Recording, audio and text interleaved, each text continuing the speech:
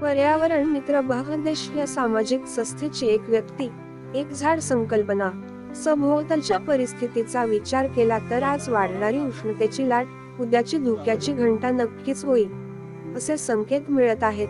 तरी सुद्धा जनजागृती होऊनही या गोष्टीचा लोक गांभीर्याने विचार का करत नाहीत हा एक प्रश्नच पडत आहे। आपण या वृक्षारोपण व वृक्ष संवर्धनाकडे लक्ष देणे खूपच गरजेचे आहे। म्हणून आपण आपल्या वाढदिवसानिमित्त एकतरी झाड लावण्याचा संकल्प नक्कीच केला पाहिजे। आज 5 जून जागतिक पर्यावरण दिन होता।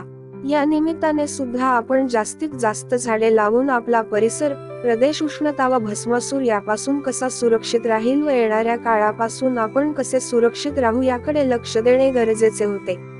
या सध्याच्या काळात आधुनिक युगात झाडांची संख्या खूपच कमी होत चालली आहे।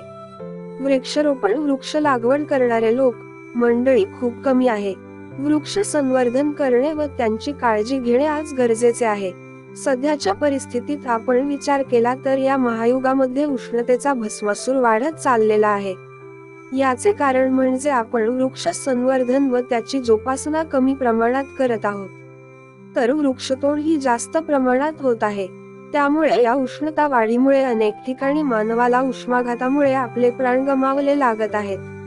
त्याला खत पाणी घालणारे आपण सारे आहोत। अशा या उष्माघाताचे बळी आपण स्वतः पडत आहोत व आपल्या पायावर आपण कुऱ्हाडीचे घाव घालून घेत आहोत। जरी सरकार, शासनाचे वृक्ष संवर्धन वृक्षारोपण करणे जरी काम असले तरी आपली सुद्धा एक जबाबदारी आहे की आपण सुद्धा वृक्ष संवर्धनासाठी महत्त्वाची पावले उचलली पाहिजेत आणि शासनाला सुद्धा मदत केली पाहिजे।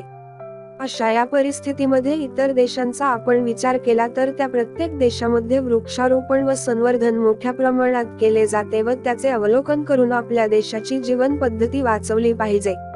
यासाठी आपण सुद्धा वृक्षारोपण व संवर्धन काळाची गरज समजून आपल्या जीवनाचा आधार मानला पाहिजे। या वृक्षारोपणामुळे पाऊस पाण्याच्या पातळीमध्ये सुद्धा वाढ होते, तसेच आणि नैसर्गिक आपत्तींना आपण तोंड देण्यासाठी आपण वृक्षारोपण करून भावी पिढीला आपल्या जीवनासाठी आवश्यक असणाऱ्या गरजांचा विचार करून चांगल्या आरोग्यासाठी आवश्यक असणाऱ्या बाबींचा स्वीकार करणे वावगे ठरणार आहे। यासाठी वृक्षारोपण व वृक्ष संवर्धन ही आपली नैतिक जबाबदारी समजून राष्ट्रीय कार्यामध्ये सहभागी होऊन सामाजिक बांधिलकी या नात्याने स्वतः व समाजात जनजागृती केल्यास हे कार्य इतर कार्यांपेक्षा आपले कार्य वेगळे ठरून मनाला एक आत्मसुख देणारे ठरणार आहे, यात तीळ मात्र शंकाच नाही।